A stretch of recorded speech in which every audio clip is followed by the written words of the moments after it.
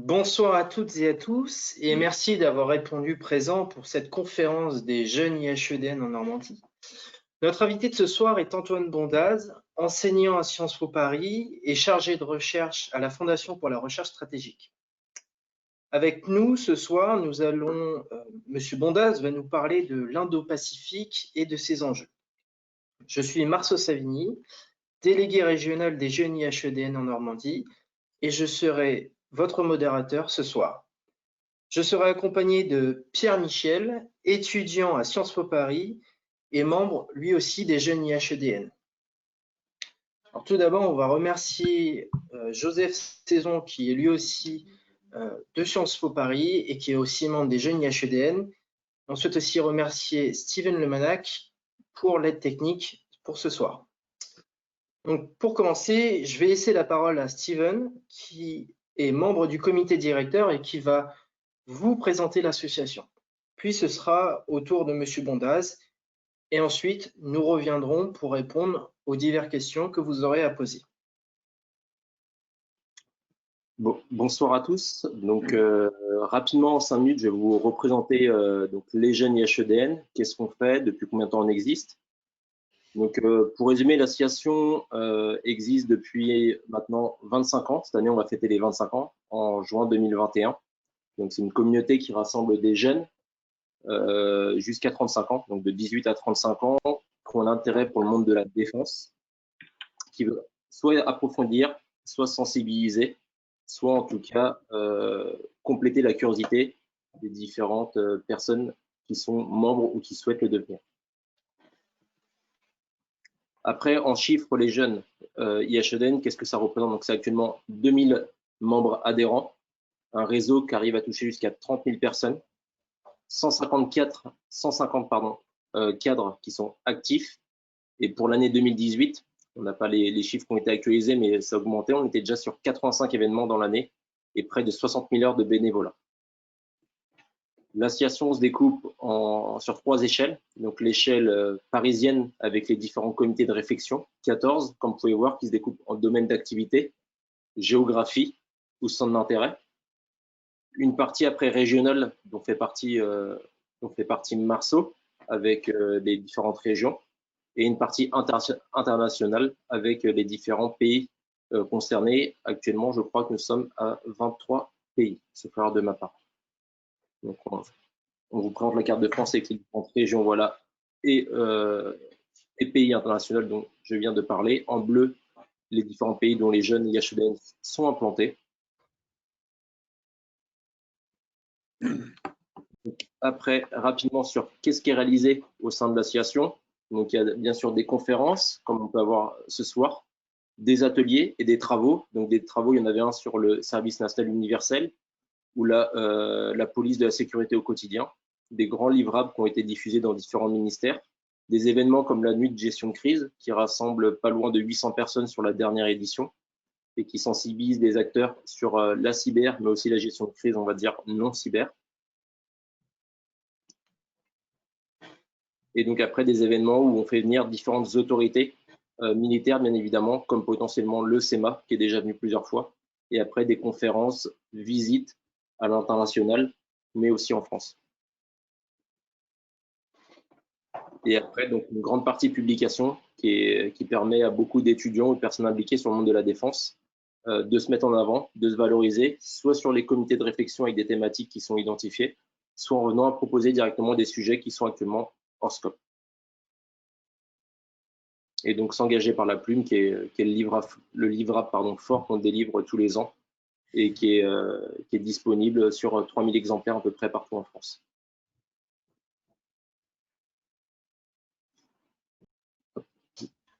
Et donc après, les différents chantiers du livre blanc, je ne vous passe pas en détail, mais en tout cas, c'est vers les orientations que l'association apprend pour les différentes années et ce vers quoi on va tendre pour toucher plus de jeunes et justement pouvoir cultiver, on va dire, la curiosité de davantage de personnes. Et on va passer directement par Marc. Merci Steven. Donc maintenant, je vais vous dire quelques mots sur notre invité de ce soir, Monsieur Antoine Bondaz. Alors, Monsieur Antoine Bondaz est docteur en sciences politiques de Sciences Po. Il est chargé de recherche à la Fondation pour la recherche stratégique. Monsieur Bondaz dirige le FRS-KF programme Corée sur la sécurité et la diplomatie et dirige un nouveau programme sur Taïwan. Il a été auditionné à de multiples reprises à l'Assemblée nationale, au Sénat ou encore au Parlement. Il est aussi spécialiste des deux Corées. Génial. Bon, bonsoir à tous. Donc, moi, je vais vous présenter majoritairement les 3 axes que nous allons étudier ce soir. Donc, tout d'abord, nous allons étudier l'Indo-Pacifique. Nous allons devoir définir les enjeux de cet espace, mais également les acteurs qui y jouent un rôle important. Dans une seconde partie, nous évoquerons plutôt les zones de tension et les enjeux sécuritaires qui y existent. Et enfin, nous aborderons la position de la France et de l'Union européenne par rapport à cet espace. Monsieur Bondaz, si vous êtes prêt, nous pouvons commencer. Merci. Bonsoir à tous. Toujours un plaisir de refaire des conférences et ces derniers mois des visioconférences avec les jeunes IHEDN, mais aussi avec Sciences Po Paris et notamment le campus du Havre, le campus Europe-Asie.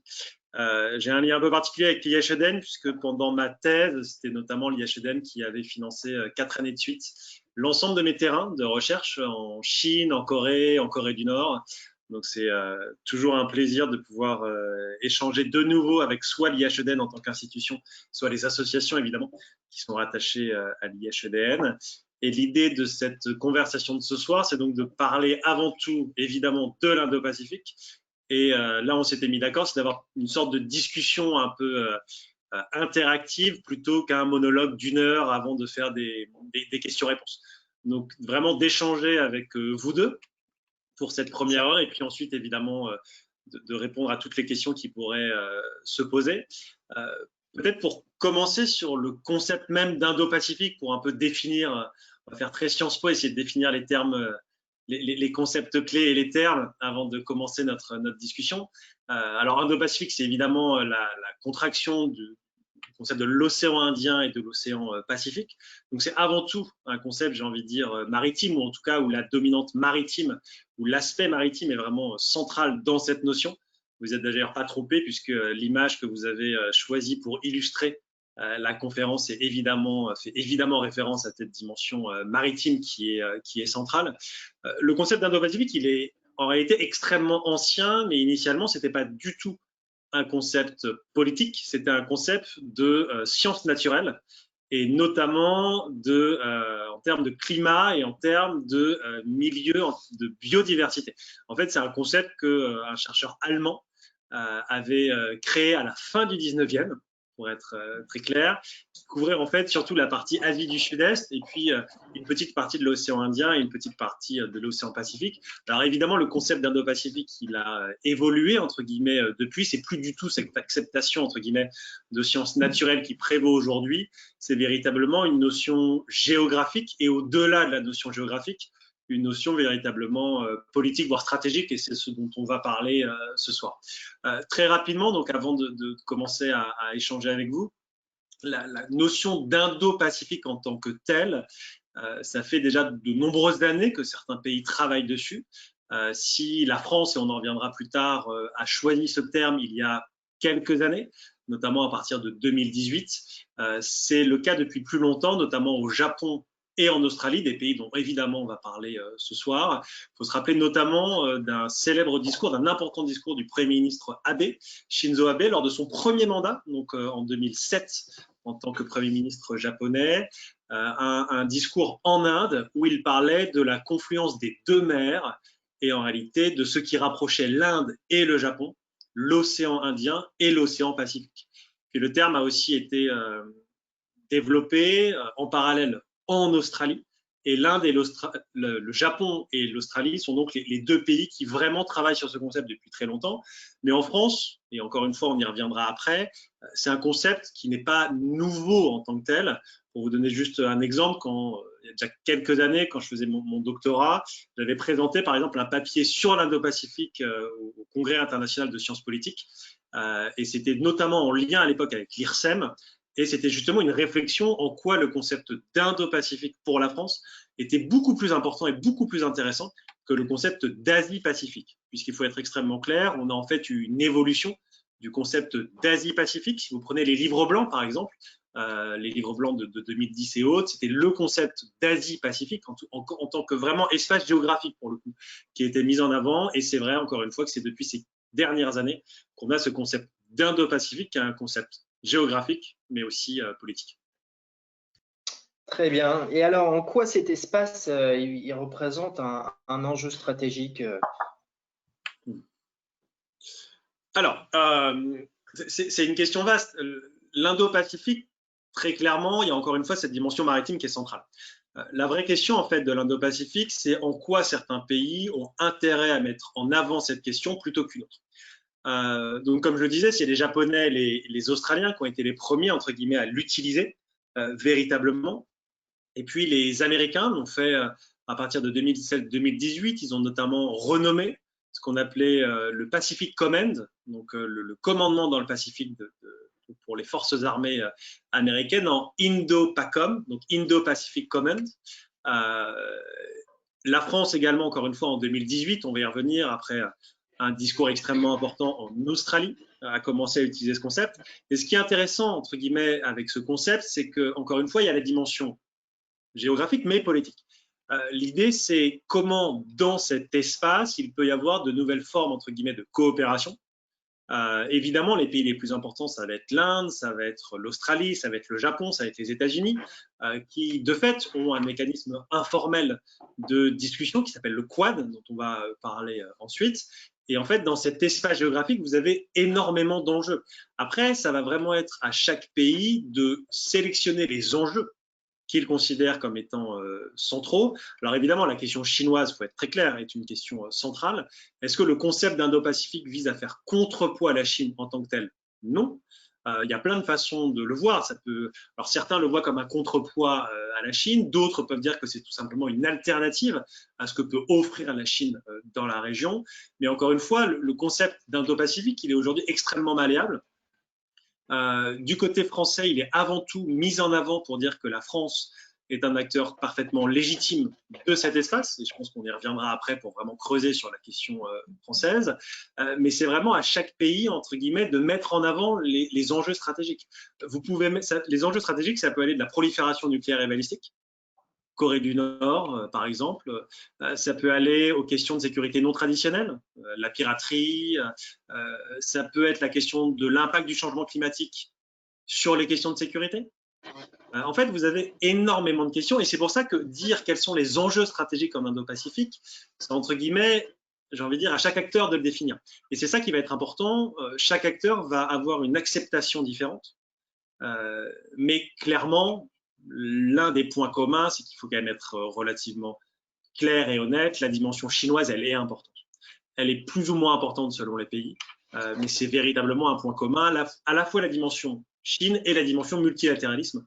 C'est-à-dire qu'aucun pays, dans sa stratégie, entre guillemets, Indo-Pacifique, considère qu'une approche unilatérale, une approche en solo, est une approche à favoriser. Et cette approche, en termes de coopération, en termes de multilatéralisme, c'est vraiment un point commun entre toutes les grandes capitales de cette région. Bien. Merci beaucoup.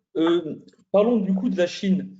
La Chine qui apparaît aujourd'hui comme le principal opposant au Quad, doit-on définir sa stratégie dans l'Indo-Pacifique comme une stratégie expansionniste ou plutôt commerciale? Alors, premièrement, en Chine, il n'y a pas de stratégie Indo-Pacifique. C'est-à-dire que le concept d'Indo-Pacifique n'est pas un concept véritablement utilisé en Chine. Après, la Chine a de fait plusieurs stratégies dans cet espace géographique. Si on part sur la notion d'espace géographique et pas sur la notion de concept politique. Comme vous le savez, la Chine, depuis 2013, a annoncé sa fameuse initiative des routes de la soie. Et dans cet espace maritime, il y avait une des deux initiatives.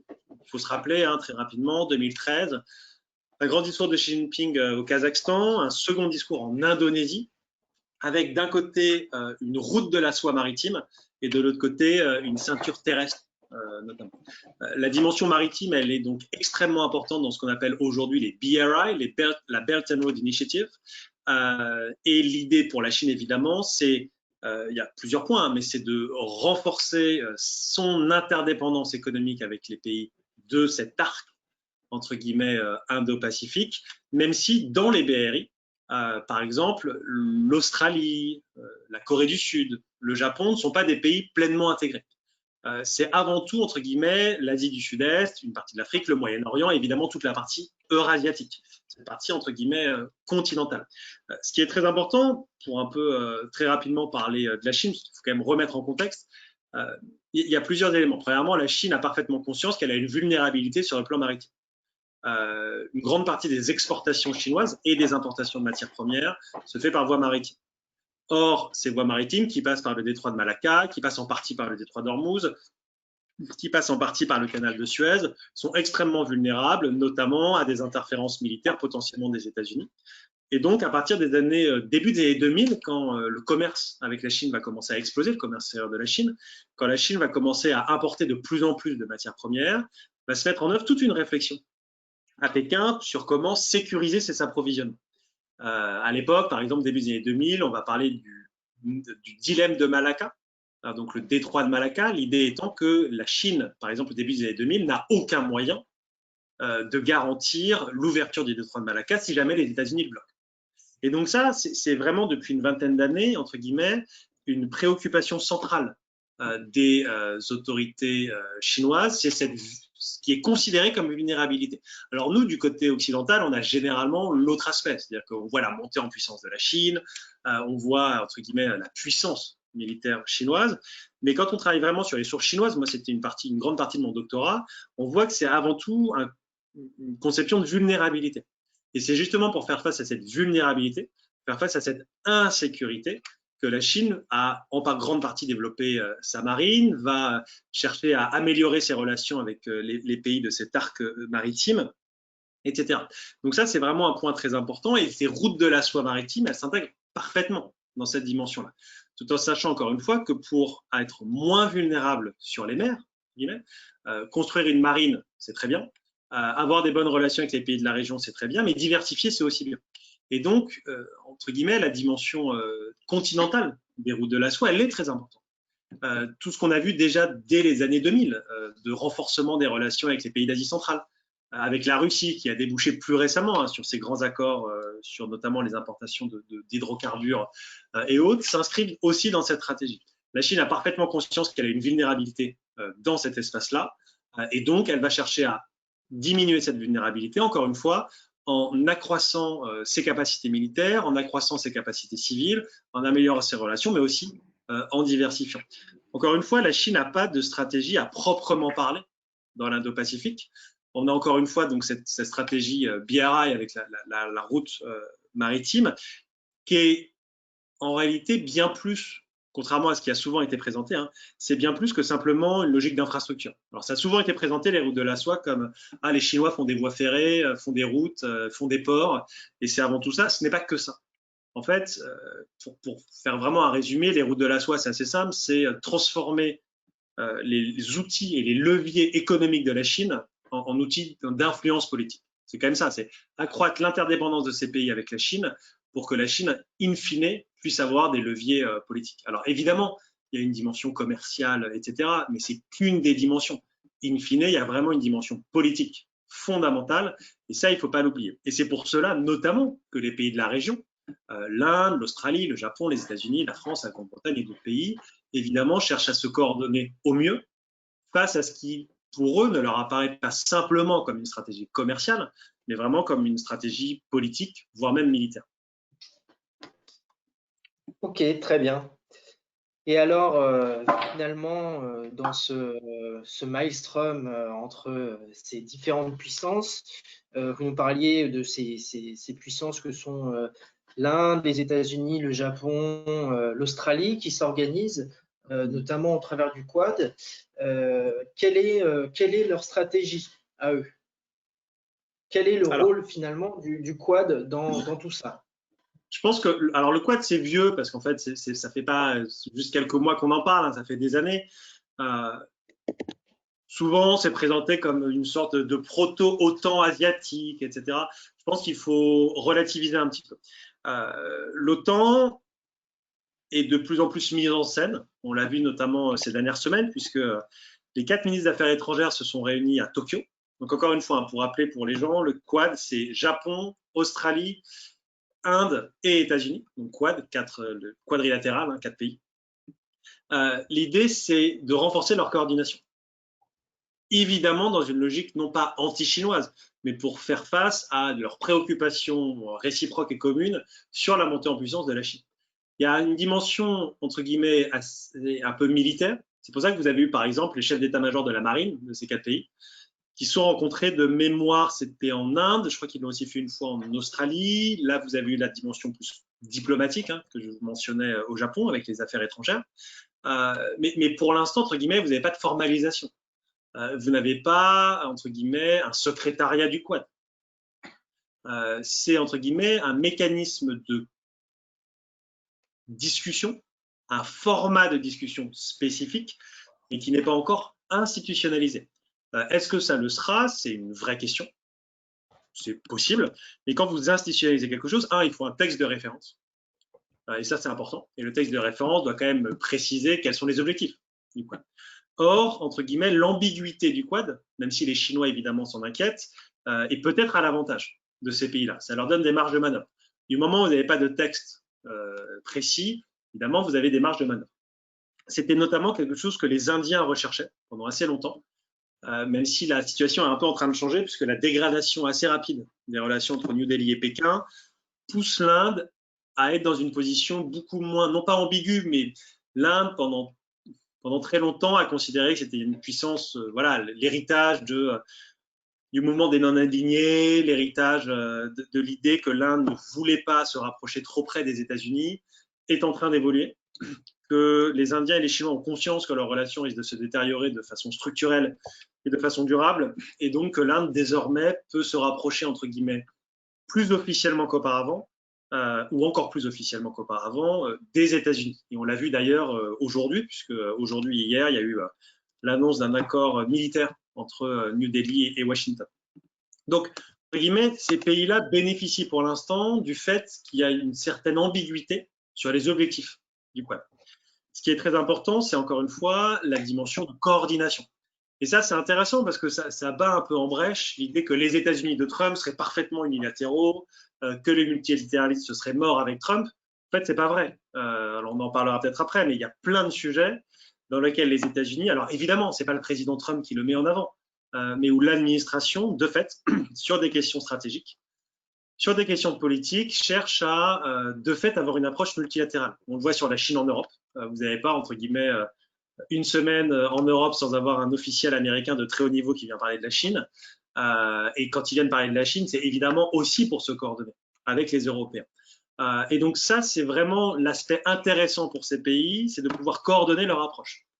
Après, la réalisation concrète, il faut, entre guillemets, être un peu prudent, encore une fois. Ce n'est pas une OTAN asiatique. Alors, on pourra en reparler tout à l'heure, des inquiétudes chinoises vis-à-vis de l'OTAN, etc. C'est très ancien. La différence, c'est que généralement, ce qu'on qualifiait de OTAN asiatique ou de petite OTAN, c'était plutôt la multilatéralisation des alliances américaines en Asie de l'Est, c'est-à-dire le fait que les alliances bilatérales américaines avec la Corée du Sud, le Japon et peut-être l'Australie et la Nouvelle-Zélande fassent partie d'une même alliance, entre guillemets. Et ça a été une crainte chinoise depuis des années. Mais ce n'était pas véritablement aussi vis-à-vis de l'Inde. Là, le format Quad est un peu différent, puisque, il n'y a pas la Corée du Sud, et on pourrait y revenir aussi, pourquoi il n'y a pas la Corée du Sud, mais par contre, il y a l'Inde. Et donc, c'est un format, entre guillemets, assez nouveau vis-à-vis des inquiétudes de la Chine, puisqu'encore une fois, ce n'est pas le format classique, la trilatéralisation, par exemple, de l'axe Washington-Séoul-Tokyo, qui est extrêmement compliqué, notamment par les relations extrêmement tendues entre la Corée du Sud et le Japon. Et donc voilà, donc on n'est pas du tout, pour l'instant, même s'il y a de l'exercice militaire, il y en a même en ce moment, entre ces 4 pays. Après, dans les réalisations concrètes, encore une fois, on a quelques initiatives, mais par exemple, qui vont être trilatérales. On a en ce moment des initiatives États-Unis, Japon, Australie, pour faire de l'aide au développement et de la construction d'infrastructures, par exemple en Asie du Sud-Est, notamment en Papouasie-Nouvelle-Guinée. Vous allez avoir potentiellement la multiplication d'initiatives aussi dans le Pacifique, vis-à-vis par exemple des îles Salomon et autres. Et en fait, c'est plutôt là-dessus qu'il faut creuser, plus que sur l'idée du Quad en étant, entre guillemets, une institution en tant que telle. C'est encore une fois quelque chose qui est très flexible, qui, je pense, devrait le rester, parce que cette flexibilité est à l'avantage de ces pays-là et qui n'empêche pas d'avoir en fait plein de sous-formats de coordination. Et par exemple, pour la France, le format France-Inde-Australie, ce format trilatéral, est un format extrêmement important, ou en tout cas qui l'est de plus en plus. Vous présentez une sorte de duel se profilant entre le Quad et la Chine. Or, il apparaît qu'un acteur régional essentiel manque dans ce nouveau jeu. Il s'agit de l'ASEAN. Comment cette organisation des pays du sud-est de l'Asie s'organise-t-elle et se positionne-t-elle au regard des évolutions géostratégiques récentes? Alors, l'ASEAN, c'est toujours le même problème. C'est un peu comme l'Union européenne, mais entre guillemets, en encore moins coordonné que l'Union européenne. Vous n'avez pas aujourd'hui de politique étrangère commune de l'ASEAN. C'est souvent, alors voilà, donc souvent on a les cours à Sciences Po, on va vous présenter l'intégration Union européenne, l'intégration ASEAN. L'intégration de l'Union européenne, qui a plein de défauts et qui est pas assez poussée selon certains et selon de nombreuses personnes, qui pourrait l'être beaucoup plus, reste beaucoup plus poussée que l'ASEAN. Vous n'avez pas, par exemple, un haut représentant de l'ASEAN pour les affaires étrangères, comme l'équivalent de Borrell, de Joseph Borrell. Donc, l'ASEAN, entre guillemets, sur les questions les régionales, entre guillemets, qui sont propices à l'ASEAN, se coordonnent et autres, mais vous n'avez pas, entre guillemets, de politique étrangère. Et puis en plus, l'ASEAN, vous avez quand même un bloc de 10 pays qui a des intérêts assez contradictoires. Vous avez des pays qui sont relativement proches des États-Unis, d'autres qui sont relativement proches de la Chine, par exemple le Laos et le Cambodge, et donc vous n'avez pas de position commune sur vis-à-vis du Quad, ou vis-à-vis de l'Indo-Pacifique. Alors même que, évidemment, quand vous prenez une carte, et c'est la première chose qu'on voit, l'Asie du Sud-Est, c'est véritablement le cœur de cet espace Indo-Pacifique. Donc, en fait, c'est chaque pays va inclure certains pays d'Asie du Sud-Est dans ses stratégies. Par exemple, le discours du président Macron en août 2019, le discours aux ambassadeurs, mentionne dans l'Indo-Pacifique l'importance de l'Inde, de l'Australie, du Japon, de l'Indonésie et de Singapour. Vous avez ces deux pays de l'ASEAN qui sont mentionnés, mais pas l'ASEAN en tant que tel. Par contre, si vous prenez la stratégie de l'Indo-Pacifique, entre guillemets stratégie, ce n'est pas vraiment une stratégie, mais le papier sur l'Indo-Pacifique du ministère des Affaires étrangères français, vous avez la mention de l'ASEAN en tant qu'acteur régional important, notamment parce que vis-à-vis de l'ASEAN, vous avez par exemple le ASEAN Regional Forum, vous avez plein de formats en fait vis-à-vis de l'ASEAN qui sont des formats intéressants. Donc en fait, du moment où vous voulez avoir une approche très multilatérale régionale, l'ASEAN a une importance. Il y a des grands forums de discussion où l'ASEAN est à l'initiative. Ce n'est pas le cas du Shangri-La, hein, qu'on soit clair, le Shangri-La, ce n'est pas l'ASEAN qui l'organise. Mais j'ai envie de dire, dans la stratégie propre des États, et notamment l'aspect beaucoup plus stratégique et militaire, là, l'ASEAN n'en fait pas partie. L'ASEAN, encore une fois, n'a pas une grande dimension militaire, c'est avant tout une dimension politique. Très bien. Alors tout à l'heure, vous nous parliez de la Chine et notamment de cette Chine qui se pense en puissance maritime. On voit depuis quelque temps la Chine souhaite reconquérir ce qu'elle aurait perdu en Chine orientale, en mer de Chine orientale, excusez-moi. Clairement, à quoi joue la Chine en mer de Chine orientale actuellement? Mer de Chine orientale et mer de Chine méridionale ou juste La Chine a des revendications territoriales depuis très longtemps, hein, c'est pas du tout nouveau. Évidemment, la montée en puissance de la Chine, la multiplication des intérêts chinois, les nouvelles capacités, notamment militaires de la Chine, lui permettent entre guillemets, soutenir beaucoup plus ses revendications. Puis après, d'autres aspects internationaux, par exemple sur la délimitation du plateau continental et les négociations à l'ONU et autres au milieu des années 2000, qui font, entre guillemets, ça a aussi accentué ces dimensions. Bon.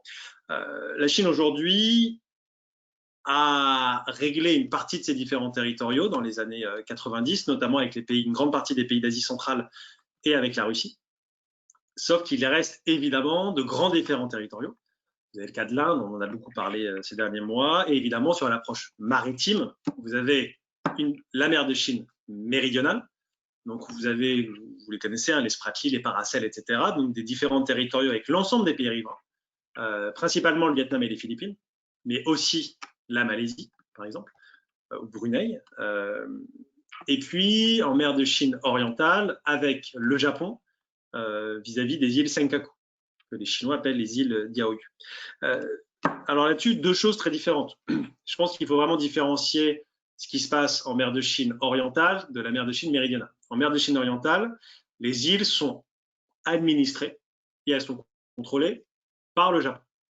Donc la Chine a des revendications, mais n'a pas de moyens, entre guillemets, d'avoir une présence sur place. En mer de Chine méridionale, c'est différent. La Chine occupe une bonne partie des îlots et d'îles et des récifs en mer de Chine méridionale. Surtout, la Chine a artificialisé certains de ces îlots, notamment les plus grands, pour y installer désormais des bases militaires. Et ça, je vous invite à voir, par exemple, le site internet qui est fait par le CSIS. Ça doit s'appeler le ATMI, le Asia Transparency Maritime Initiative, où vous avez notamment l'évolution avec les images satellites entre les années 2000 et puis c'est surtout au milieu des 2010 hein, que tout s'accélère sur le remblaiement de ces récifs et puis après leur militarisation de fait. Malgré les promesses de Xi Jinping en 2015, faites à l'époque à Obama de ne pas militariser ces îlots, ils ont évidemment été militarisés. Et la Chine aujourd'hui a une position très avantageuse hein, sur le plan militaire en mer de Chine méridionale par cette présence dans ces îlots. La Chine utilise aussi d'autres leviers dont vous avez peut-être entendu parler. Elle n'utilise pas directement sa marine, ça qui est intéressant, mais elle va utiliser par exemple ses gardes-côtes, mais aussi ce qu'on appelle la milice maritime. Et donc, vous avez vraiment une approche avec trois couches, la marine, les gardes-côtes et la milice maritime, qui vont par exemple harceler les pêcheurs philippins, qui vont faire de fait des blocus autour de récifs vietnamiens ou philippins, etc. Et donc ça, en fait, cette approche chinoise, elle est extrêmement intéressante, parce que ce n'est pas uniquement une approche, entre guillemets, gros sabot militaire, ce n'est pas que ça, il y a aussi une approche à travers le droit international, une approche à travers l'ambiguïté, ces fameuses gray zones en fait, hein, sur le fait que c'est la milice maritime, c'est pas la marine. Et donc, si un pays envoie ses gardes-côtes face à la milice maritime, est-ce que c'est l'autre pays qui fait une escalade militaire ou pas? Et là-dessus, la Chine en fait joue depuis des années sur cette ambiguïté et vise évidemment à avancer ses pions en mer de Chine méridionale. C'est un véritable problème pour de nombreux pays. Alors évidemment, hein, les États-Unis, mais d'autres mettent en avant l'importance de garantir ce qu'on appelle notamment la liberté de navigation en mer de Chine méridionale. Les Américains le font régulièrement, les Français aussi. Il faut se rappeler par exemple que le groupe Jeanne d'Arc, par exemple, y était en 2018 de mémoire. Donc, avec deux navires militaires, s'est rendu en mer de Chine méridionale. Le Vendémiaire, de mémoire en 2019, en avril 2019, est passé dans le détroit de Taïwan. Évidemment, là, les Chinois nous ont très sévèrement critiqué, mais c'est évidemment la liberté de la France de passer dans ce qui est considéré comme des eaux internationales ou dans des détroits. Et là, l'enjeu, c'est véritablement le maintien de la liberté de navigation et garantir que la mer de Chine méridionale n'est pas une mer intérieure chinoise. La mer de Chine méridionale est avant tout un espace de transit des eaux internationales et on n'est pas dans la mer des Caraïbes. Parce que souvent, on fait le lien entre mer des Caraïbes pour les États-Unis et mer de Chine méridionale. Et donc ça, c'est vraiment l'enjeu, hein.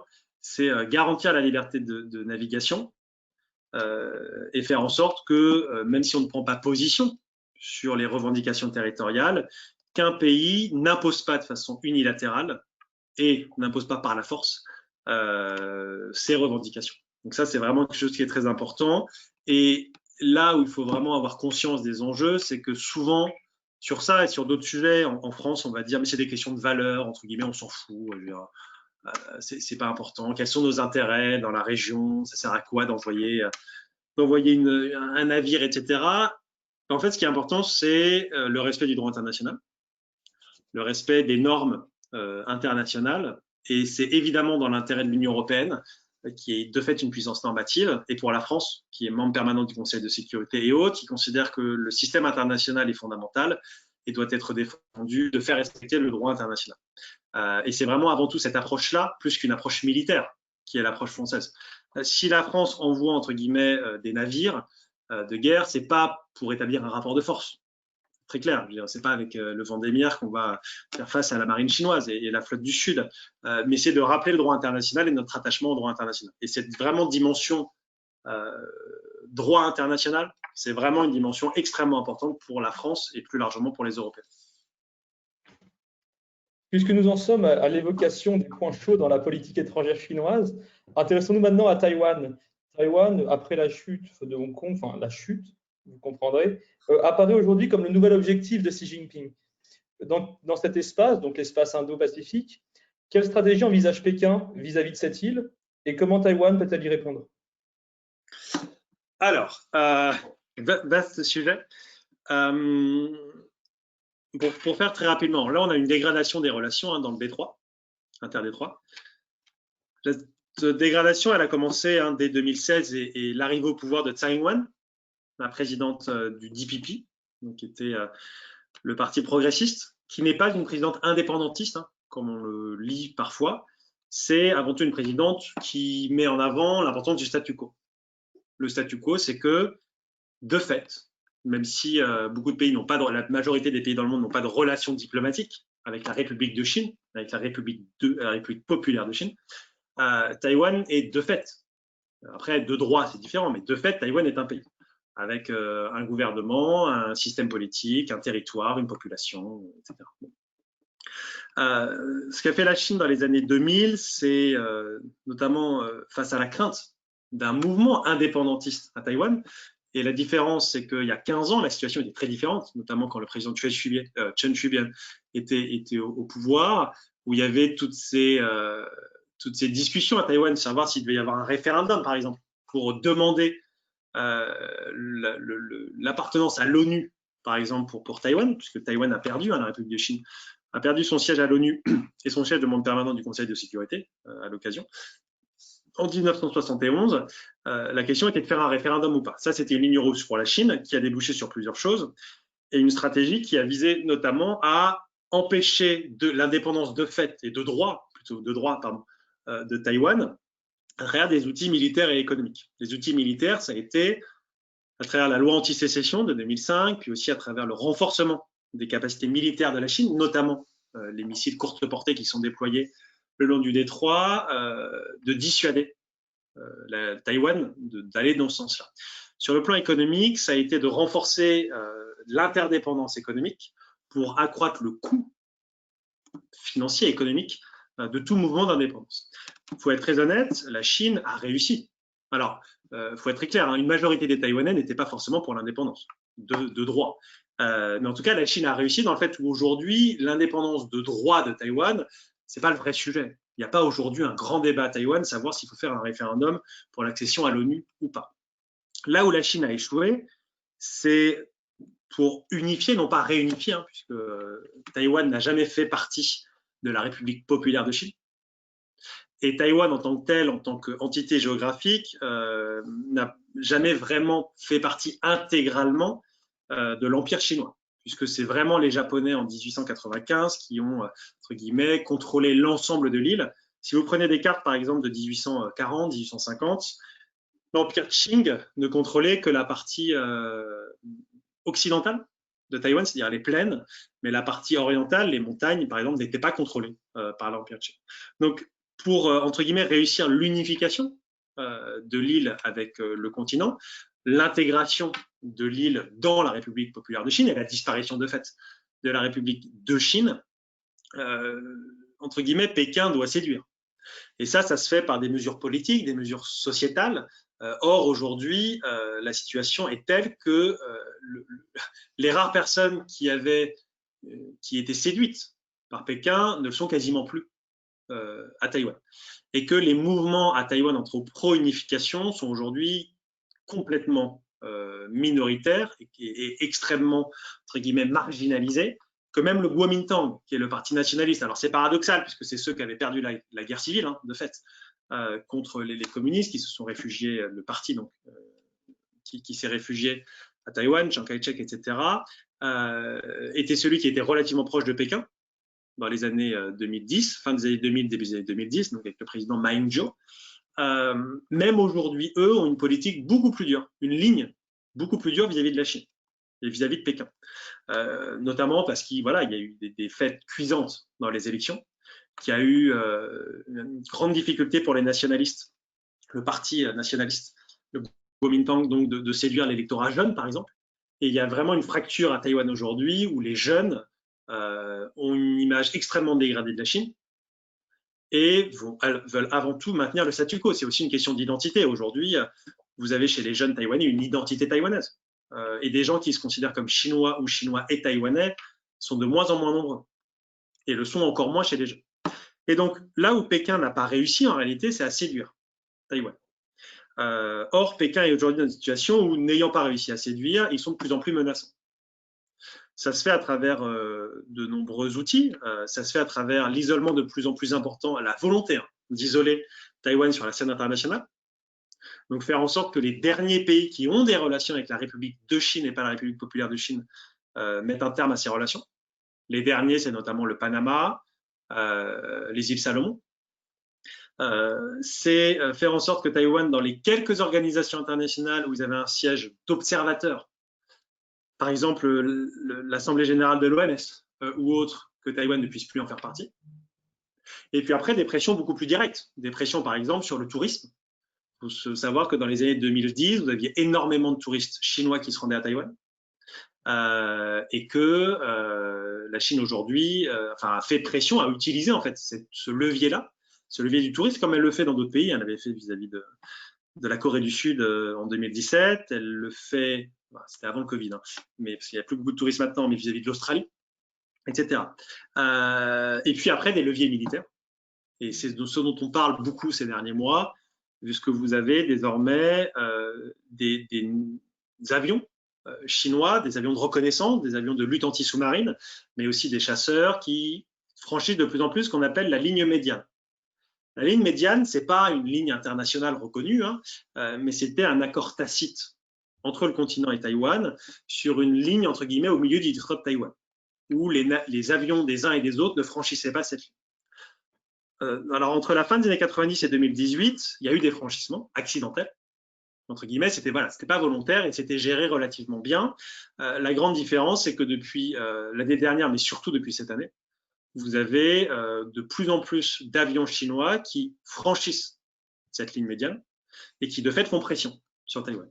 Alors, il faut être clair, ils ne rentrent pas dans l'espace aérien de Taïwan. Ce n'est pas l'espace aérien, mais c'est une ligne médiane qui, de fait, était une ligne, en fait, un accord tacite entre les deux armées. Et ce qui montre bien que côté chinois, le but, c'est de faire pression de plus en plus. On le voit aussi dans la presse chinoise. Vous avez de plus en plus d'éditoriaux qui appellent, par exemple, dès que vous avez une visite d'officiels américains qui seront à Taïwan, à, par exemple, survoler le territoire taïwanais. Alors ça, ce serait extrêmement risqué, parce que si vous avez un avion de chasse qui survole le territoire taïwanais, la défense anti-aérienne taïwanaise est censée l'abattre. Et la question, c'est comment vous gérez l'escalade.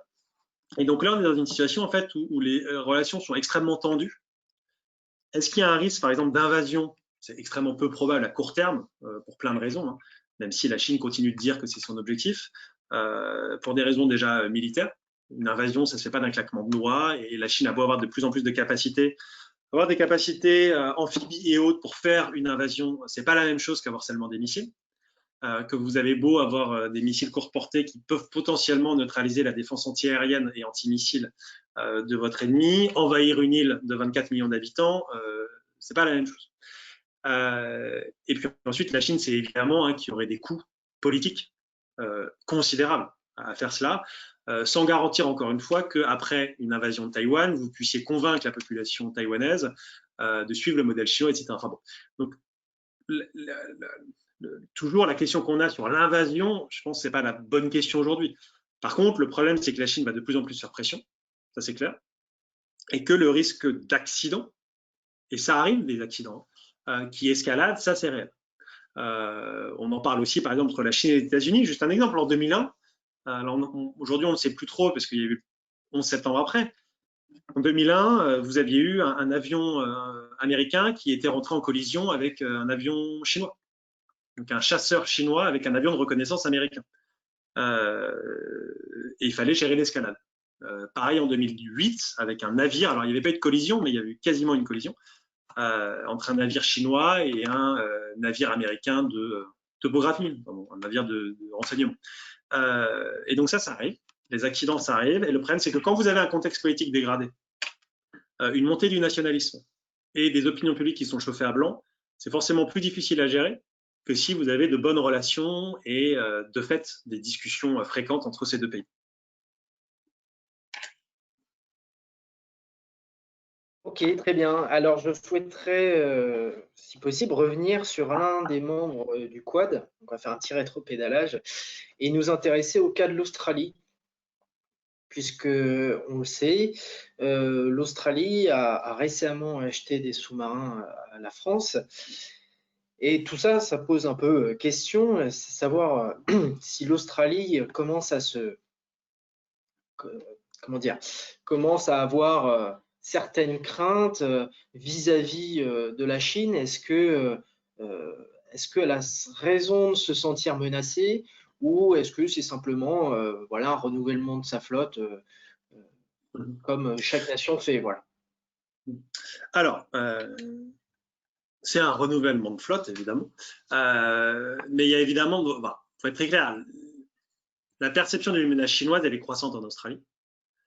Qu'elle soit d'ailleurs une menace militaire, mais aussi une menace plus insidieuse, une menace en termes de sécurité. La menace vraiment sécuritaire, elle est très importante. Que ce soit par exemple sur l'influence australienne dans le Pacifique Sud, que ce soit dans l'influence chinoise sur le territoire australien, notamment l'influence politique. Et là, les Australiens sont bien en avance sur les Européens, par exemple sur étudier ces influences chinoises sur, par exemple, le financement des partis, de certaines campagnes, etc. Donc, les choses sont en train de changer en Australie. Vous avez d'ailleurs un livre qui est assez intéressant qui s'appelle Invasion silencieuse sur les réseaux d'influence chinois en Australie. Et donc, vous avez depuis plusieurs années une évolution de la pensée stratégique australienne et la prise en compte de la Chine comme une menace de plus en plus directe, il faut être très clair. Et donc une modernisation des forces armées australiennes qui s'inscrit là-dedans. Ça s'inscrit dans une modernisation militaire, mais aussi dans une coopération plus grande entre l'Australie et certains de ses partenaires. C'est le cas avec la France, c'est le cas avec l'Inde, c'est le cas évidemment avec les États-Unis, mais très clairement, la question chinoise est une question aujourd'hui centrale dans le débat en Australie, ce qui n'est pas le cas, il faut être très clair, en Europe. L'Australie est dans une position compliquée où la Chine est un partenaire commercial de premier plan, où la dépendance, entre guillemets, australienne à ses exportations, que ce soit le charbon, que ce soit le fer et autres, et surtout les produits agricoles, hein, aussi c'est le bœuf et autres, vis-à-vis de la Chine est extrêmement importante. La Chine en a parfaitement conscience. C'est pour ça que la Chine fait des pressions relativement importantes. Hein. Alors, on disait tout à l'heure le tourisme, il y a ces questions commerciales, il y a aussi pression vis-à-vis des étudiants. Il y a beaucoup d'étudiants chinois qui vont en Australie, donc c'est un levier de pression hein, en disant s'il y a un problème, nos étudiants ne viendront plus, ce sera un manque à gagner pour les universités. Et donc, l'Australie est vraiment en train de faire évoluer sa relation avec l'Australie, qui devient de plus en plus tendue, et où l'Australie, évidemment, se rapproche de plus en plus, encore une fois, de certains partenaires. Excellent. Au regard de cette situation dégradée qui est apparente dans un espace aux enjeux de plus en plus importants, quelle stratégie la France peut-elle jouer en Indo-Pacifique? Alors, donc, comme je disais tout à l'heure, la France a évolué hein, petit à petit sur sa stratégie. Et depuis vraiment 2018, met en avant ce concept d'Indo-Pacifique comme étant un concept central pour ses armées, mais aussi pour sa diplomatie.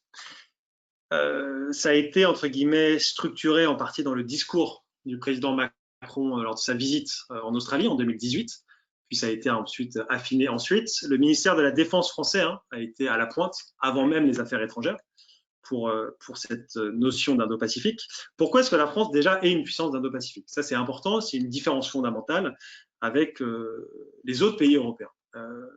Vous avez 1,5 million de Français qui vivent dans des territoires français dans le théâtre Indo-Pacifique.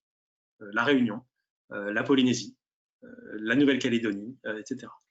Donc vous avez une présence française qui est une présence physique à travers nos citoyens, ce n'est pas des ressortissants, c'est des citoyens français, à travers une présence militaire, il y a plusieurs commandements français dans la région.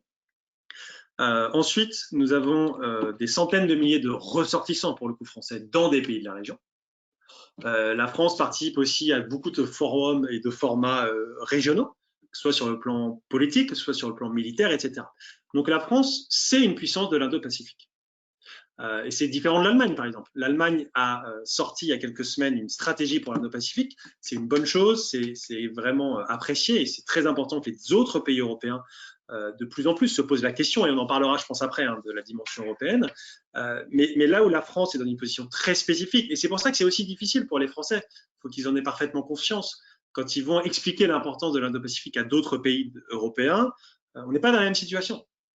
Et c'est plus facile pour l'Allemagne de le faire que pour la France. Parce qu'encore une fois, la France a une présence physique et des intérêts qui sont très différents. La stratégie française en Indo-Pacifique, c'est de se concentrer sur plusieurs volets. Alors, il y a une dimension sécurité. Et je vous invite évidemment à lire la stratégie de sécurité française en Indo-Pacifique, qui a été présentée, y compris l'année dernière, lorsque la ministre de la Défense, Florence Parly, s'est rendue au Shangri-La, notamment avec le groupe aéronaval. Donc ça, il y a une stratégie qui est extrêmement cohérente, et d'ailleurs le document est vraiment intéressant. Je vous invite encore une fois à le lire. Il y a la dimension vraiment de coopération pour la France, qui est fondamentale. Je vous le disais, Inde, Australie et Japon dans une moindre mesure, c'est vraiment les pays les plus importants. Après, il y a d'autres pays, encore une fois, Singapour, Indonésie et d'autres. Il y a l'ASEAN, qui est un partenaire important. Mais c'est vraiment ces trois pays qui sont fondamentaux. La France monte en puissance sur la question de l'Indo-Pacifique. On a enfin nommé un ambassadeur dédié. Avant, on avait un envoyé spécial, entre guillemets. Maintenant, c'est un ambassadeur. Et ce n'est pas un hasard si c'est Christophe Pénaud qui était notre ancien ambassadeur en Australie. Et donc, il va rentrer en fonction dans quelques jours, parce que je crois qu'il commence officiellement lundi. Il sera officiellement, voilà, il commencera officiellement, prendra officiellement cette fonction lundi, mais il est déjà rentré évidemment d'Australie il y a un petit moment. Et donc la France, entre guillemets, cette approche multilatérale et de coopération, elle est fondamentale. La France toute seule, entre guillemets, pèse pas beaucoup. Même si, encore une fois, on a des intérêts qui sont essentiels, des intérêts de sécurité et de souveraineté qui sont directs. Et c'est vraiment dans ces coopérations avec les pays de la région, mais aussi avec nos partenaires européens vis-à-vis de ça, qu'il faudra creuser. Très bien, d'accord. Ben justement, est-ce que vous pourriez nous en dire un petit peu plus sur ces partenaires européens? Est-ce que la France fait cavalier seul? Bon, vous avez dit que non, mais comment est-ce qu'il y a des stratégies européennes divergentes de celles de la France, par exemple, où tout le monde est à pour l'instant, il n'y a l'unisson pas de sur ça? stratégie. Très clair. En fait, les seuls qui ont des stratégies, c'est la France depuis plusieurs années et l'Allemagne qui vient de la sortir. C'était, je crois, le 2 septembre, un truc comme ça. Donc, c'est vraiment récent. La plupart des pays ont évidemment des politiques vers l'Asie, etc., mais il n'y a pas de dimension indo-pacifique. L'enjeu actuel, c'est notamment de s'assurer que cette notion d'indo-pacifique soit discutée au niveau européen. Et c'est notamment une initiative de la France, de l'Allemagne et d'un troisième pays qui voudrait qu'au niveau du Conseil européen, donc pas la Commission, mais le Conseil, il y ait une réflexion sur est-ce qu'il est possible d'avoir un document commun, voire une stratégie vis-à-vis de l'Indo-Pacifique. Alors, évidemment, un Outlook paper, c'est plus facile qu'une stratégie en tant que telle. Et que si la France veut une stratégie dans un temps relativement court, ce sera sûrement difficile. Mais qu'au moins le Conseil européen et l'Union européenne au sens large réfléchissent à cette question d'Indo-Pacifique. L'idée, c'est pas de commencer une stratégie de zéro, c'est aussi d'intégrer tout ce qui se fait déjà, de fait, avec les pays de la région. Il y a énormément de choses qui se font avec l'Australie, l'Inde, le Japon, etc. Mais avoir quelque chose où le concept en lui-même d'Indo-Pacifique est utilisé, où il y a peut-être une stratégie un peu plus proactive de l'Union européenne, ça c'est une bonne chose. Alors pour l'instant, c'est vraiment au balbutiement. On est dans la phase où il faut sensibiliser les pays européens, notamment ceux qui sont les plus propices à soutenir une telle initiative. Et après, la grande question, mais c'est des questions politiques qui se posent sur plein de sujets, c'est est-ce qu'on fait une dimension très européenne, donc on attend d'avoir une position commune de l'Union européenne. C'est difficile pour 27 pays, toujours. Est-ce qu'on fait quelque chose, en fait, des sortes de coalitions ad hoc, où on fait en sorte que certains pays soutiennent une initiative. Et ça, c'est en fait ce qui sera discuté dans les mois et les années à venir. Ce qui est important, c'est que la France aura donc la présidence du Conseil sur un des 2 semestres de 2022. Et que ce qui est très intéressant, c'est si la France peut préparer, entre guillemets, sa présidence dans plus d'1 an. Et ça, évidemment, pour la France, encore une fois, parler de la dimension et parler de l'Indo-Pacifique et s'assurer que l'Indo-Pacifique soit de plus en plus utilisé. Ça, je pense que c'est important. Si vous voulez bien, on peut faire une pause technique pendant juste 3 minutes et après on passe à la suite. Allons-y, faisons ça. Super.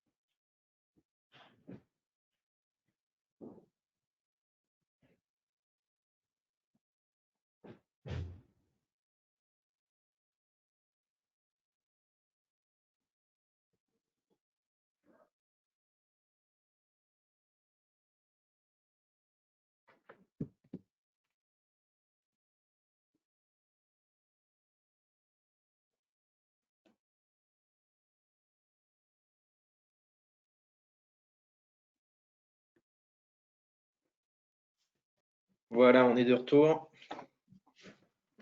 Nous sommes repartis.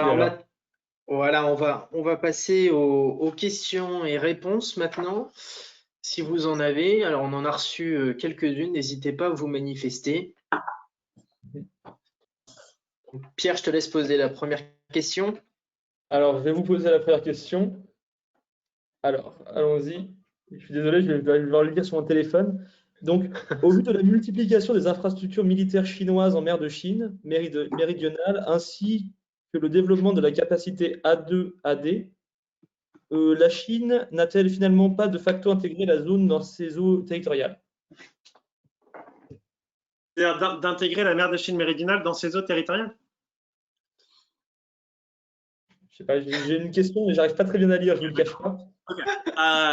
A2AD, c'est dans le sens. Okay. A2AD, c'est ce qu'on appelle Anti-Access Area Denial, c'est déni d'accès, déni de zone. L'idée, c'est quoi? C'est pas un terme que les Chinois utilisent, faut être très clair, c'est un terme que les Américains utilisent. Ça veut dire quoi? Ça veut dire pour la Chine, empêcher une autre puissance, évidemment les États-Unis, d'intervenir sur un théâtre. Là, ce serait le théâtre de la mer de Chine méridionale.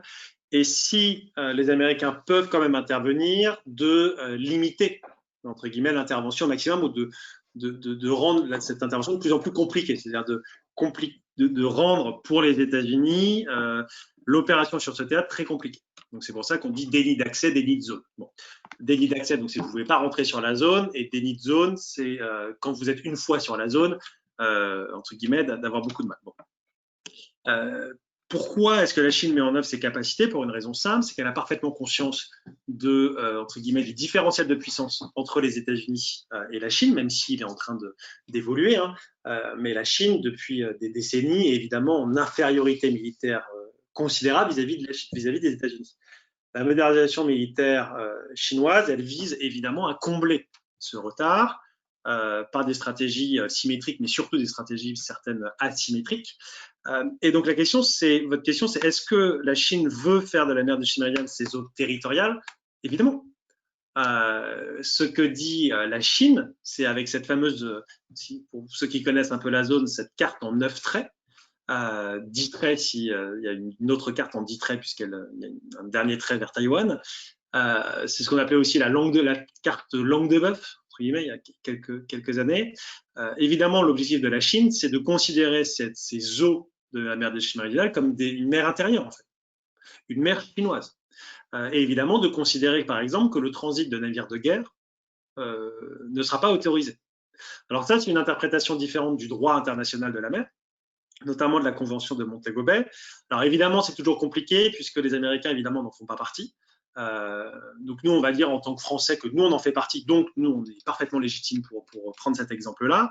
Mais il y a des différences d'interprétation. La Chine, par exemple, considère que des navires de guerre doivent prévenir la Chine avant de passer dans les eaux. Nous considérons que c'est une zone internationale et donc il y a un droit de passage qui fait qu'on n'a pas besoin de prévenir qui que ce soit puisque ces zones n'appartiennent à personne lorsqu'on y passe. Donc ça, c'est un point qui est très important. Voilà, la Chine veut en faire des eaux territoriales. De fait, nous considérons que ce sont des eaux internationales, d'autant plus qu'en plus, entre guillemets, il y a des différents territoriaux puisque la Chine ne contrôle pas, il faut être très clair, l'ensemble des îles en mer de Chine méridionale. Il y a énormément d'îles qui sont occupées soit par les Vietnamiens, mais aussi les Philippins, les Malais, les Brunei, etc. Et donc ça, c'est l'enjeu en fait. L'enjeu, c'est de dire non, cette mer de Chine méridionale, entre guillemets comme la Méditerranée, c'est une mer de passage. C'est pas une mer chinoise. Et on ne peut pas accepter aujourd'hui que la Chine considère que ce soit une mer chinoise.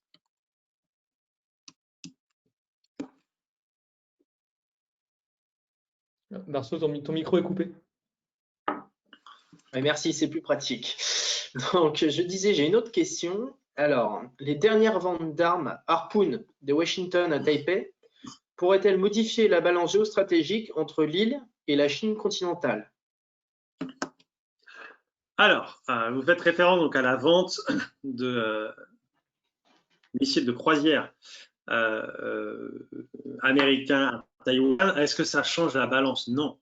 Entre guillemets, c'est pas, même si on a 400, donc il y a 100 lanceurs et au total 400 missiles qui vont être vendus, ça renforce les capacités taïwanaises, très clairement. Est-ce que ça renverse la balance militaire, l'équilibre militaire? Non. Faut être très clair, hein. Aujourd'hui, la Chine a des capacités militaires considérables, elle a un budget, allez, c'est quoi? C'est 250 milliards si on fait tout agrégé, hein, selon le CIPRI par an. Taïwan, ça doit être, il faudrait que je vérifie, mais quelques dizaines de milliards. En fait, on est depuis de nombreuses années désormais sur une asymétrie considérable. Après, par contre, là où il faut être clair, c'est que même si les Chinois disent bah, en fait ces ventes ne servent à rien, alors l'argument de l'APL et de la diplomatie chinoise, c'était encore entre guillemets les arguments utilisés hier, notamment dans la presse, ça veut dire premièrement, ces ventes d'armes ne servent à rien.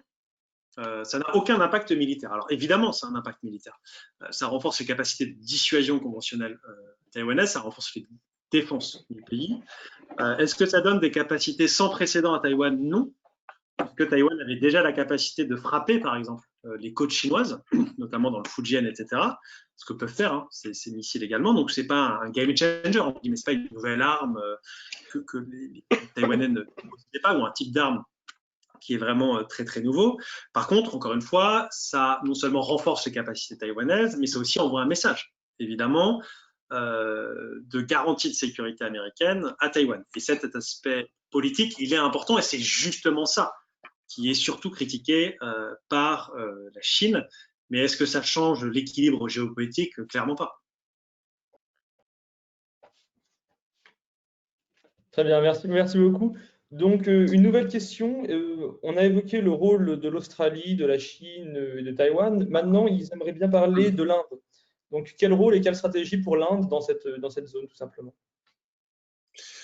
Alors, il faut bien comprendre que pour l'Inde, pendant très longtemps, le focus était sur le Pakistan, ça le reste, ça reste un focus important, et que l'océan Indien, c'était l'océan des Indiens, entre guillemets. Il n'y avait pas de vrai rival.